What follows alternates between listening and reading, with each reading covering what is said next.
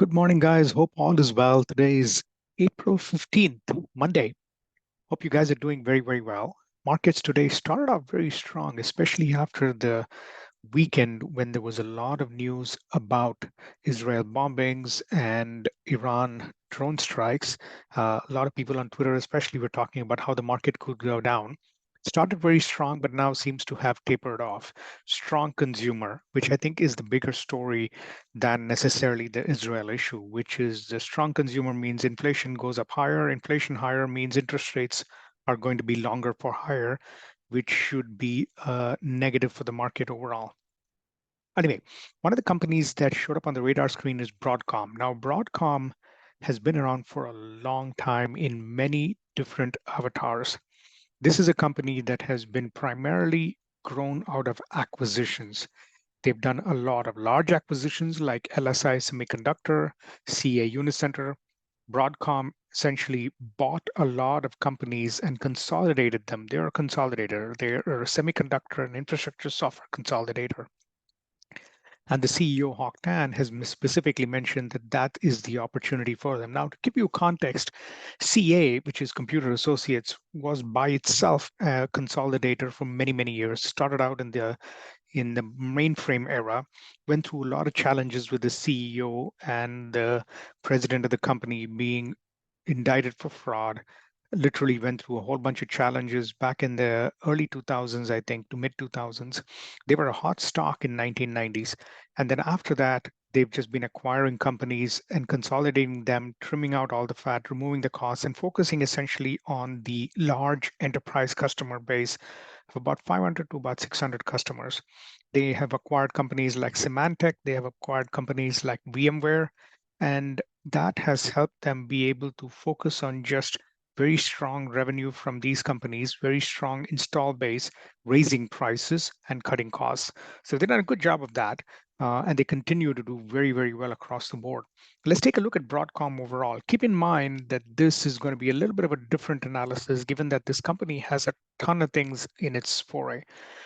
This is a fairly diverse company. It's very hard to give you a clear perspective of all of the things this company does. So this is not an attempt to go into the deep dive of every capability and every product within uh, Broadcom. They have, I think, a little over 1,000 different products that are available that you could buy from them.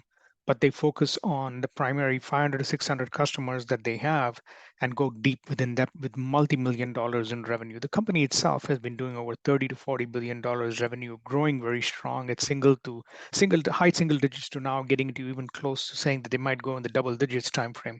Very strong forward earnings movement, primarily because of VMware. So their revenue and earnings for the next year, 2024, consolidated with the acquisition of VMware in 2023, gives them a strong movement. Now, the history is the company essentially was not called Broadcom before. It became Broadcom with the acquisition of Broadcom only in 2016. Broadcom has existed for a long time before that. And Avago, AVGO, the ticker symbol, is another company that they had acquired before. So the company from HP, they acquired a few assets. The big acquisition came with LSI Logic, became LSI essentially. That was in 2014. That Broadcom essentially was acquired the name of Broadcom as well. Brocade was a SAN, storage area network, and company in the networking space in the 2000s that acquired 2017. Computer Associates, Symantec, and then VMware. And in between, they've done a lot of small acquisitions. So the company primarily has grown not necessarily by innovation, but by acquisition, which is not necessarily a bad thing, but that's what it is. Roughly about two-thirds of their revenue, $28 billion, comes from semiconductor solutions. These are networking, storage software, which is Brocade. Broadcom's original networking products continue to do well, primarily in the data center, but they also have some products for the consumer basis. They do a lot of broadband switching, wireless solutions, and industrial solutions as well.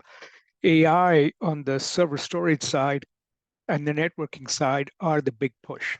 In the network in the networking side, now I don't know if some of you guys have been following me on Twitter. I talked about one of the downgrades that came for Arista Networks.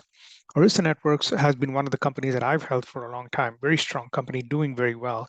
But they got a big hit last week because a couple of companies in the networking area, within the data center, two big discussions are happening right now. One is InfiniBand versus Ethernet, and Broadcom is on the Ethernet side, and Arista Networks wants to move to the Ethernet side from the InfiniBand side, and they're not sure whether they have solutions that are that good. In the meanwhile, NVIDIA has acquired a company about a couple of years ago, 2021 or so, I think, called Mellanox, which pushed them also in the AI networking space, competing with Astrolabs, which is ALAB, a new acquisition, a new IPO, and also Arista Networks. So Broadcom operates in that same space. They have both products on the data center commercial side and also on the consumer side in that space. So semiconductor products, they have a whole suite of products.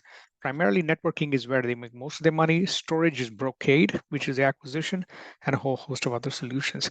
Besides that, on the infrastructure software side, VMware, Symantec, CA, the mainframe solutions are from CA, the distributed side are from Symantec, the cybersecurity comes from Symantec as well. Distributed side actually doesn't come from Symantec, it actually comes from CA. The storage area networking has been a lower suite of products, but Brocade included, and then cloud infrastructure with VMware. So that has been the mix of revenue by segment. From a 10-year standpoint, the biggest in the semiconductor side, networking, wireless, storage, broadband, and industrial uses are the 17 different companies within, not companies, sorry, 17 different product lines within those five major areas. They've executed very well on the semiconductor side, and that revenue has continued to grow in the single digits with reasonably good margins. Now, networking. On the enterprise networking side, switching and routing, if you remember when we went through the Arista Networks presentation, switching and routing, essentially connecting to the data center and then outside of the data center, in a simple way, that's what it is, to give you the differences, is the key products that Broadcom makes on the networking side. They've done a good job of being relevant in that space and growing revenue consistently. On the physical layer side, they actually have products that allow you to be able to do on the plane data center software, data center hardware itself. And then finally, on the hyperscale data center, they have optical interconnect products. This competes specifically with Juniper Networks. And on the NIC side, they compete with a whole host of smaller providers as well. On the storage and connectivity side, the SAN within the enterprise and the fiber channel SAN, these are all Brocade products. Brocade was a company that was started in the 1990s, I think, mid 1990s. Greg Reyes was the CEO, and then the company went into a little bit of trouble because of the options backdating scandal, and Broadcom bought them out, continues to make a lot of money just from that solutions. And then the SSD controllers and HD controllers, which is the solid state devices, solid state data storage, and high density storage is where Broadcom also does a good job. Within the broadband area, so within this semiconductor, I'm going through every one of these things if you remember. First is networking, then is storage, then is broadband solutions. They do have some satellite and Wi-Fi solutions that go within the boxes. They may not make the boxes themselves. They work with third parties to make the boxes. They do a lot of DSL and cable modem related switching software. And then on the service provider side, which is people like AT&T, Verizon, T-Mobile, etc., they also make products for being able to do switching and routing there.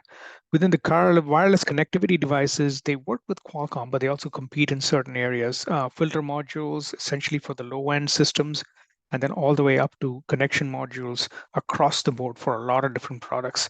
Optical sensing products, so when you are looking at a computer and it detects you by face recognition, a lot of those products are also made by Broadcom. They have a ton of patents. They have close to about 5,000 patents in this area. And then finally, within the industrial automation area, whether it is factory automation solutions, connectivity solutions, all the way to automotive, they have a whole spectrum. So for the AI world, I think Broadcom presents a very good value, and the capability for them to be able to be consistent in those areas is very, very good. So we talked about the semiconductor side, which comprises of these five different areas: networking, wireless, storage, broadband, and industrial. Within the software area, they have enterprise class solutions for mainframe solutions, cloud solutions, distributed application development, cybersecurity, identity, and payment security. So they have a suite of products in this area. Again, a lot of acquisitions. consistently they've been able to grow their product suite by just buying out new companies. Typically, they buy companies that have a strong customer base with not a lot of movement in that customer's revenue from away from the company itself, then cut costs to a large extent, start to innovate primarily to focus just on the large customers themselves. So they've gotten rid of a lot of the low-end customers and managed it through the channel, or sometimes just told them go away somewhere else because you don't have enough revenue to make it useful for Broadcom to compete on that market. So they acquired VMware. This was done about a year and a half ago. VMware, for those of you that don't know, provides a solution that initially used to allow you to virtualize server system. So if you had a piece of hardware and you wanted to run multiple operating systems within that, or different versions of operating systems, because some products may run on some other versions of operating system, VMware allowed you to do that hybrid cloud infrastructure with a combination of data center and also on the cloud. Or application delivery, VMware Tanzu is the name of the product. So they allow you to be able to work with those products as well, and some of the zero trust security products, which is cloud-based, again, very similar to competing with Zscaler and so on. And then edge security systems. So VMware gives you a suite of products. That itself is a fairly big, about $2 to $3 billion in revenue standpoint. I'm sorry, for $2 to $3 billion in profit standpoint. So that's a good bottom line movement for Broadcom. Okay, VMware roughly about 12 billion in revenue, about 2.3, 2.4 billions in profit when they actually got acquired. 37,500 employees, and already about 12,000 have been cut by Broadcom after the acquisition. Primarily a company that provides virtualization. Now, as I mentioned, if you look at large data centers, they have tons of servers. Now, not a lot of these servers are being utilized 100%. In fact, most of them don't get even utilized close to about 70%. The reason why is because they provision for the peak time, and then most of the time is not peak time. So it's as if you built 20-lane highways, and that is only used for about 1 hour every day. And the rest of the time, only 2 lanes are being used. Think of it's very similar to that. Now, the virtualization pioneer that VMware was then moved into more private cloud security, allowing you to be able to consistently and easily connect to your cloud system from your data center, move data and applications back and forth. So VMware, with the acquisition by Broadcom, gives Broadcom at least the capability to be able to be more specific within the 500 to 600 customers that are primarily within their sales customer base. Now, VMware's virtualization, it's a foundation market, not growing very, very quickly. VMware foundation of virtualization itself, but the hybrid cloud capability is growing very fast. And also, VMware, I think, acquired a few companies as well. Carbon Black, which is an endpoint security system, and I believe Broadcom is going to get rid of that portion of it. So the endpoint security Carbon Black that VMware acquired competed with people such as SentinelOne and CrowdStrike. Okay, so that's VMware. They are essentially working with large enterprises to be able to do multiple cloud, whether it's AWS and Azure, along with their own data center connectivity. And they believe that the EBITDA contribution on an annualized basis of 8 billion would be very strong.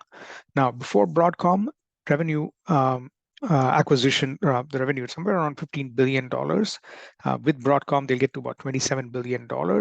And Broadcom plus VMware will get to about $30 billion in revenue overall. So that's a strong growth rate business. Now this, because of VMware, now it becomes a 50-50 business almost. 20 billion from semiconductor, 20 billion from infrastructure software. So we talked about the different elements. I'm going to go through the detail of every one of these different companies. I may not go through every one of them in a lot of detail, but enough to be able to show you the differences in how VMware makes money for Broadcom. And Broadcom overall, fairly complex as a company. Trying to do a high-level analysis and then being able to get to the specifics of what Broadcom does is going to be very, very difficult for each individual product. The key thing to keep in mind with Broadcom more than anything else is they have a good lock. So the question I ask myself with Broadcom almost always is, will this company continue to be a compounder on an annualized basis? Is it as good as the Mag 7? Probably not. They're not growing revenues as quickly, but dividend along with consistent growth, with the ability to be able to acquire new companies, seamlessly integrate them, be bottom line focused has been very, very good for Broadcom. And there's been a need for those, very similar to Oracle. They work literally out of the Oracle playbook. Oracle has a combination of hardware and software. So Oracle acquired Sun Microsystems. They acquired a lot of software companies, including Siebel and also PeopleSoft. So they've done a good job with that. Very similar to that, Broadcom has done that both on the semiconductor side and also on the software side. Now, when they acquire these companies, they acquire a lot of debt. They take on a lot of debt, and they've delevered very, very quickly. So the cash flow that comes in from these companies, they've taken that debt and slowly paid it off. So they've done a good job of that.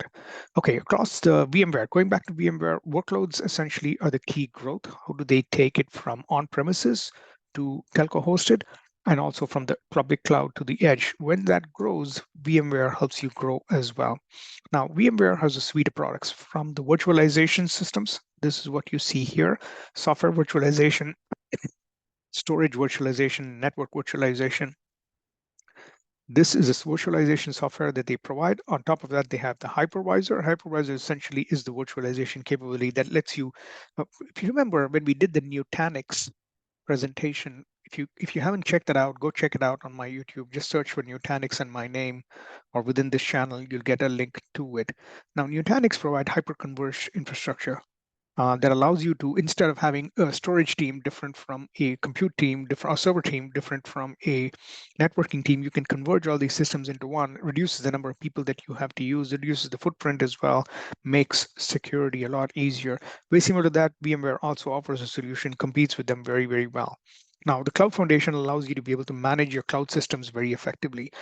Back to the deleveraging. Remember, every time Broadcom buys a company, they take on a ton of debt and then they delever that debt. They've done it with LSI Logic, they've done it with Brocade, they've done it with Broadcom, they've done it with CA, they've done it with Symantec. It took a little bit longer, but they've done a very good job of deleveraging. They've taken the total debt and been able to reduce that debt over time. Okay, that's on the software side. Now on the semiconductor side, semiconductor nearly being about 50% of the business 2024 going forward. The move towards AI has become more about specific accelerators for AI and domain-specific needs of the solution itself. Previously, there used to be this monolithic concept. Now, this is a concept that AMD has been pushing for a long time.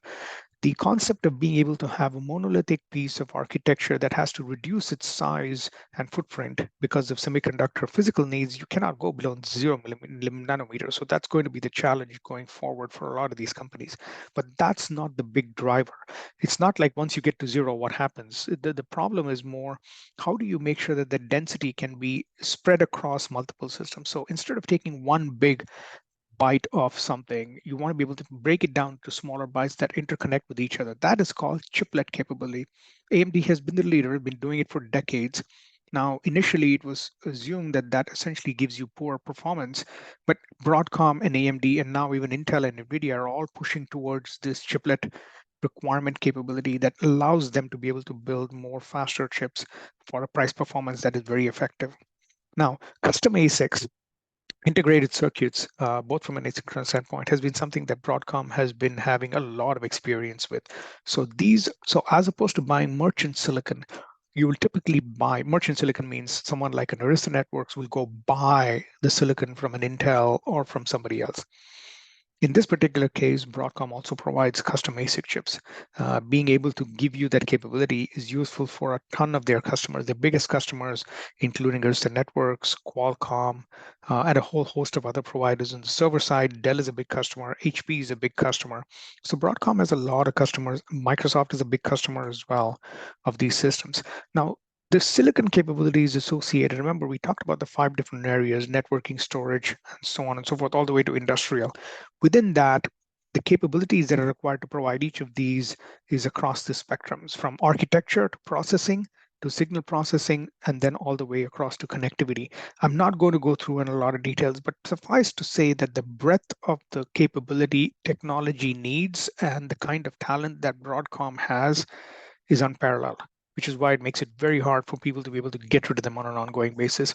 Going from larger 16 nanometer scale systems down to about 3 nanometer and going down even further is the thing that a lot of these foundry guys have been focused on. Now, the design of these chips and hence the building of these chips, because once they build it, then again, Broadcom will go to a fab, such as Global Foundries, GFS, or they'll go to an NVIDIA to be able to build these systems out. They're building it from a custom basis and moving forward with that consistently.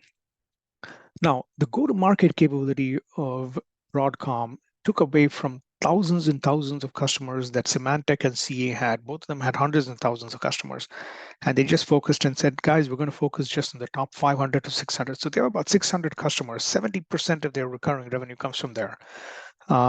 And if you look at these, about 100 customers make more than $10 million a year, about 100 customers, and about 600 customers more than $1 million a year. So this essentially allows them to be able to focus. This is primarily done mostly by means of partners. So hundreds of thousands of accounts with 6%, they are essentially through the partners. In fact, all of this is done via partners or inside sales. This is the key focus. 600 customers, 100 customers with over 100%, 45% of revenue, all the way to 300 customers who make about 11% of the revenue. So they're very concentrated. As you said, 600%, 600 customers make up about 70% of their total annual recurring revenue. Very strong concentration of customers, if you will. That essentially means they have salespeople who focus on these customers, few partners, but a whole host of developers. That makes it a lot more technology-driven model. Now, within the software solutions, there are very different capabilities that CA has. Each of these is focused on different areas of the segment. Mainframe is where CA started overall. Let me get rid of some of these. Okay.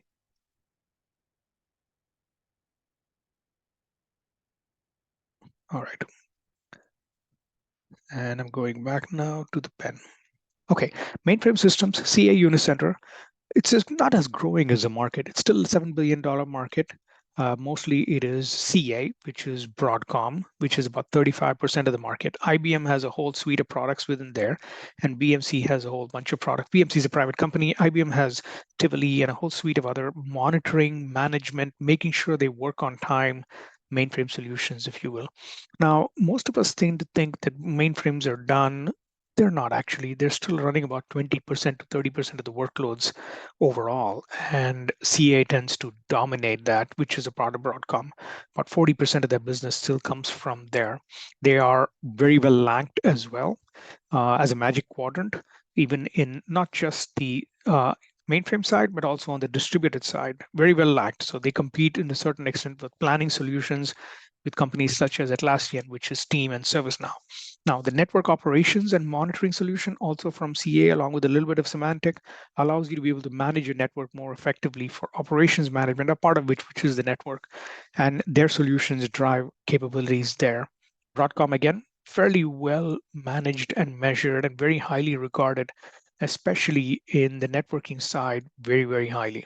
Now, Symantec, which is another company that was acquired by Broadcom, used to focus a lot on endpoint security and then moved over to security overall, especially cloud security. And that's where Symantec does fairly well. Now, just to give you context, each of these companies has multiple different products within their system. Symantec itself acquired about 20 different companies. One of them was Veritas, which was on the software side. So there's a ton of acquisitions that these companies have done. They have complex products, a suite of products that are used by a niche set of customers. But now that they have that install base, they're just milking it to a large extent. Now, Symantec focused away from the smaller customers that they had and went to the top 2,000, global 2,000 customers. And then 68% of their customers essentially are buying either the endpoint security from Symantec, which competes with CrowdStrike and SentinelOne. As I mentioned, they have network security and so on and so forth. Okay, Symantec's system itself, remember, this is just a bunch of acquisitions, guys. That's one of the big challenges. If you look at a company like Broadcom, which has done a lot of acquisitions, Symantec within Broadcom has done even more acquisitions. So it has just been a suite of acquisitions by all of these companies, acquire the capability, which has essentially a set of customers that are already buying it, milk the revenue as much as you can, continue to make updates and improvements, but a lot of these customers just don't give up after having installed it. Now, even though they claim that the innovation is accelerated, I don't think so. Broadcom essentially as a company is just saying add more features to the existing capability set, make sure the customers don't leave. Now they've added a few capabilities, if you will, but those existed within most of these systems or even from the acquisitions that they bought. Now, the data-centric cloud system, enterprise cloud systems overall, endpoint, network, information, and email are the four different parameters or modules, categories within Symantec's enterprise cloud customer base. Now, when we talked a little bit about cloud security, endpoint security, Symantec competes with CrowdStrike. In across the crowd security base, Microsoft and Palo Alto tend to be the two big ones, along with Zscaler to a certain extent. On the on-premises side, still Palo Alto tends to do a fair, but this is not growing to a large extent. This is coming down. So the big focus is on the cloud for Symantec and how do they grow this portion of that market. Now, what does the infrastructure software do? Mainframe systems is the big one. And then overall on an ongoing basis, other solutions. This competes with Team, for example. And then the security system side. So mainframe infrastructure software, security software, and everything else in between. They tend to have a lot of people in engineering and then a few people in sales, and that's it. It's a very simple business model in some senses, but very complex in terms of the number of solutions. On the AI side, they have the capability to be able to grow. So this is one of the reasons why a lot of analysts are calling Broadcom as one of the silent players on the AI model. They have a lot of semiconductor capability that allows them, especially on the networking side, as I mentioned, to be able to grow the business, and also on the storage side to a certain extent, but more on the merchant side, more on the networking side. Now, with the merchant silicon, essentially, they allow somebody else to be able to build it for them. Consistent, whether it is from the Ethernet all the way across to custom chips, and you can scale out. Let me show you that. You can scale out their capability, not just build it once out. So this goes back to your chiplet capability, efficiency of power, utilization very, very well. The difference between AI-based networking that you would need versus what you would need pre-AI or generative AI specifically is the very high bandwidth requirements given the amount of networking that is actually required, as opposed to bulk transfer of data back into the system, into your server, into storage. Now this is more shorter. This is because of the fact that Gen AI requires a lot of back and forth, especially with prompt-based management. Okay, Broadcom networking solutions do compete, as I mentioned, with Arista Networks and Juniper, but specifically the big difference, and they have a suite of products here from Tomahawk to the spine-based systems, leaf-based systems, etc. Ethernet systems. Remember, as I mentioned to you, the big discussion debate is Ethernet versus InfiniBand.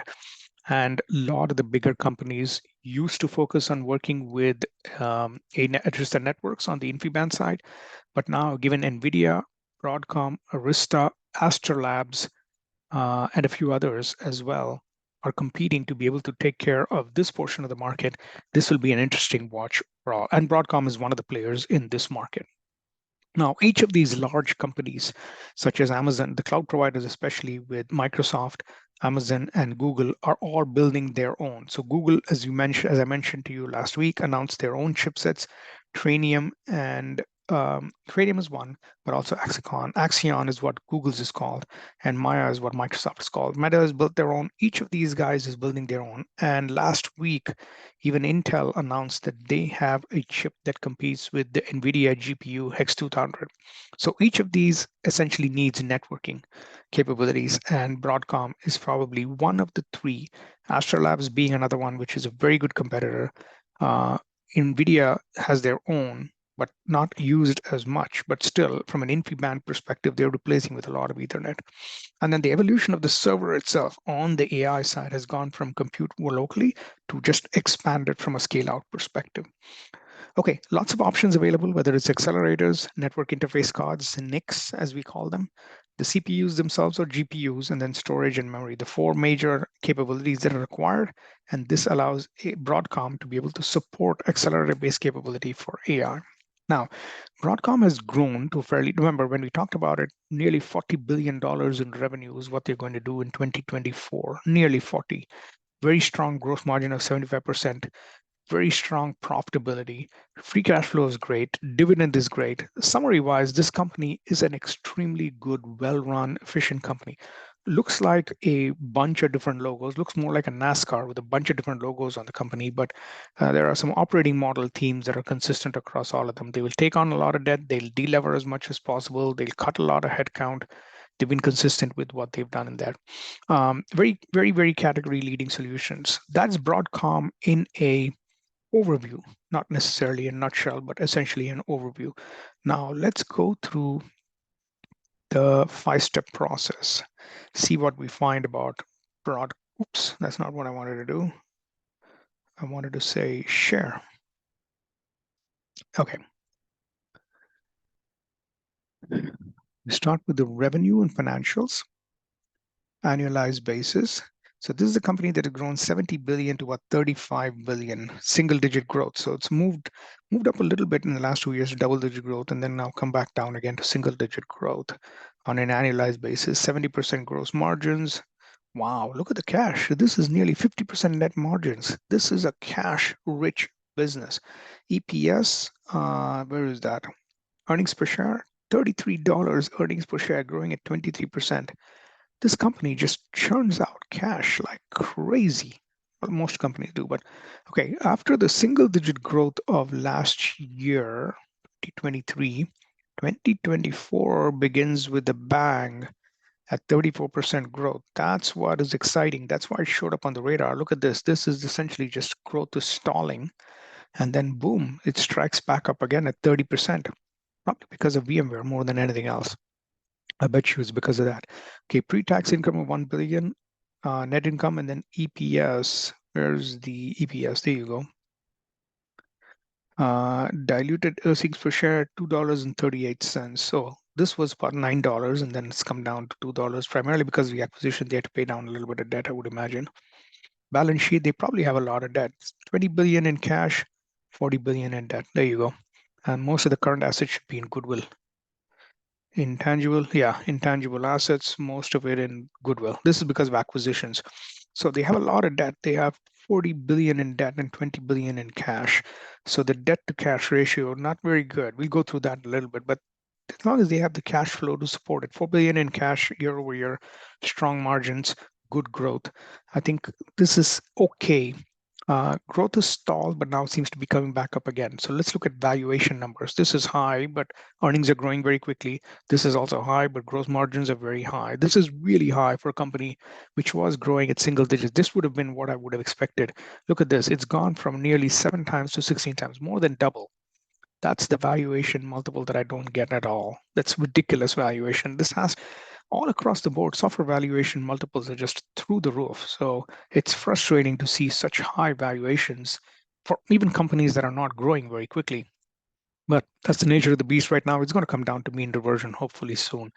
55% gross margins going to 65. So this was 65%. This quarter essentially just tanked because of the acquisition again, and then 10% net margins, which is usually 30-40% business. Overall, debt to asset ratio is 0.43. So this is not good. You want to be much higher. Debt to equity, you want to be much higher as well. You want to be closer to the 2 to 3 time frame.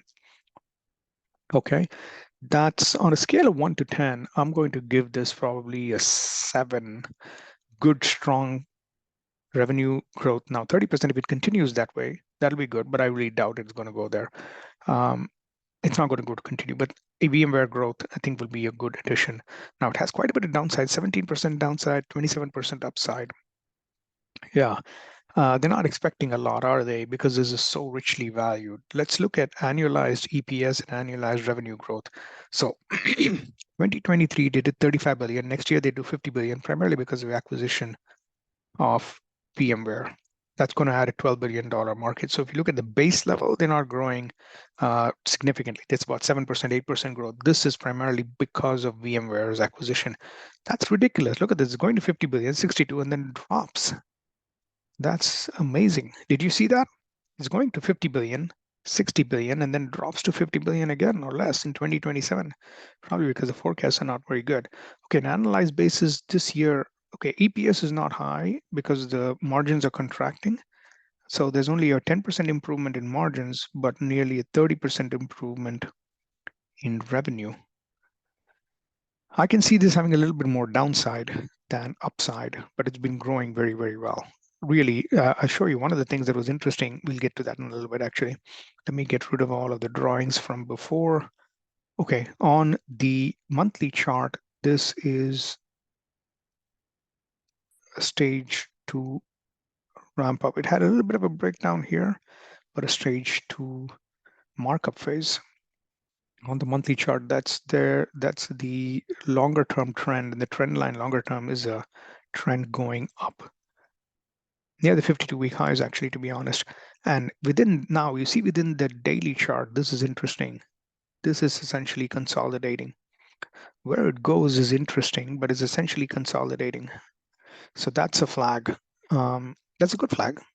I actually like it, but that's essentially a flag. It's forming a good pattern, um, triangulating towards a specific price, and then the question is whether it goes up or goes down. It's got to break somewhere. On the weekly chart, though, I'm going to say it's triangulating, getting to the point. It's getting a lot more narrow. It's getting a lot more narrow, a lot more specific. That's what's happening. Now, whether it comes down, let me see. It comes down over here like this, and this is going to come down a little bit more tighter. There is a lot of support for it. It seems at the 1306 range. And the next support after that is going to be in this 1212 range. And then there's quite a bit of resistance at the previous high. Even before that, it might be in the 1400 range, the 1435 range. So let's keep it there for right now. First level of support is here, 1310 range. Earnings are in about 30 days, in 52 days actually. So there's quite a bit of time. This, my sense, my best estimate based on what I've seen so far. So on the daily chart, where is it going? Still away from all of the moving averages. So it should probably get closer to the 1200 range, not 1200 range for me to be interested, even to be looking at this as a trading opportunity. Long term, this company just continues to churn in cash and do very well. So that's no concern there. But it's just too rich, as I said in the valuation. RSI is mostly to flat. This means that there's a little bit of consolidation happening. The volume has, okay, it's much higher volume than usual. And then MACD is flat as well. This is just consolidating stage. It's not too high. That's a good sign. So even though valuations are very rich, the technicals of the stock are saying that it's just not determined where it wants to go right now. It depends on earnings. So my suspicion is it continues to consolidate here. Let's draw that out to show you what I think might happen. It continues to consolidate in this range, going up and down, not really having good direction until earnings. And then after earnings, my suspicion is it either goes up or down based on earnings themselves, which I think will be good. So it's going to head back up after earnings somewhere in the 1400 range, but it's still very stretched. So I wonder when it's going to take a little bit of a break. If the overall market takes a break, it might come back and touch its 100-day moving average, which is in the 1200 range. Not looking like that wants to happen very soon. Volume is high, RSI is okay. It's not giving me any clear direction. This is not worth a trade right now for me. It doesn't give me clear direction, and the valuation just gives me pause. I'm going to wait on this. It's a good company. They've done a good job of managing. If you had to summarize very strong revenue profile, very strong margin profile, very strong EBITDA, very strong dividend profile. Big challenge is the debt. There's quite a bit of debt, 40 billion in debt to 20 billion in cash. And apart, the good thing is, of course, they turn out a lot of cash flow on a quarterly basis, so they can support that and they can delever very effectively. The stock has just really run up very, very quickly. If you look at this, this was December, last quarter's earnings. From last quarter's earnings, it was about 896. And then the next quarter, by the next quarter, it already reached 1300, 1400. That was just a ridiculous move up. Not sure why that happened. That just took the company and took it to the moon. It literally doubled. Look at this. This is a company with 600 billion in market cap, and it literally doubled. $800, $900, 896, so $900, 1400. That didn't double, but a little less than double. That's 70% up in just a matter of 2 quarters. No, December 23. This is 1 quarter ago. I don't know, man. This is ridiculous. It's expensive. It's a good company. Let me know what you think.